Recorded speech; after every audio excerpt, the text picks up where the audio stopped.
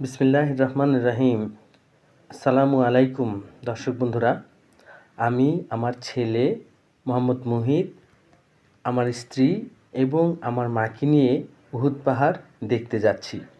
এখানে কিছু দূর পরেই ঝাঁকে ঝাঁকে কবুতর দেখা যায়।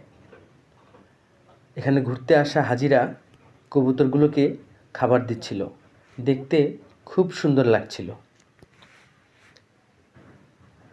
এরকম কবুতর যদি বাংলাদেশে থাকতো তাহলে হয়তো বাংলাদেশের মানুষরা ধরে ধরে খেয়ে ফেলতো।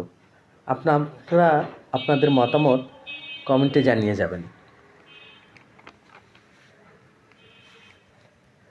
আমরা এগিয়ে যাচ্ছিলাম আরও বিভিন্ন দেশের মানুষদের সাথে কাঙ্ক্ষিত সেই উহুদ পাহাড় দেখার জন্য।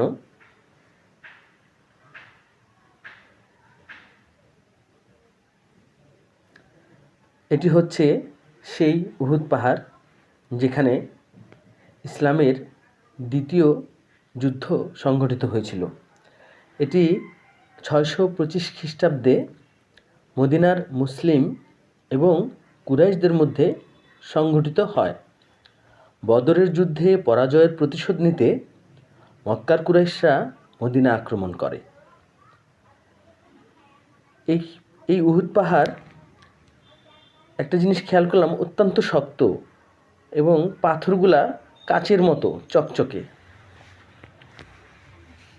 প্রিয় দর্শকবৃন্দ, আমরা এখন উহুদ পাহাড়ের উপরে আছি। এখানে উহুদের যুদ্ধের সময় বিশ্বনবী হজরত মুহাম্মদ মুস্তাফা সাল্লাল্লাহু আলাইহি ওয়াসাল্লাম তার সাহাবী এবং তীরন্দাজদের কুরাইশদের প্রতিহত করার জন্য এখানেই দাঁড় করিয়ে রাখেন। সাহাবীদের মধ্যে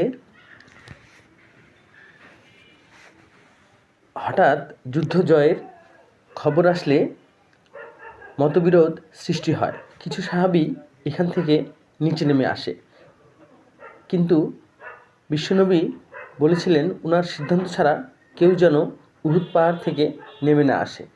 এই সুযোগে কুরাইশরা হামলা করেন এবং হজরত আমির হামজা রাদিয়াল্লাহু তাআলা আনহু সহ 70 জন সাহাবী মারা যান। দর্শক বন্ধু, আপনাদের কাছে যদি আমার ভিডিওটি ভালো লেগে থাকে তাহলে লাইক করবেন, কমেন্ট করবেন এবং শেয়ার করবেন। ধন্যবাদ।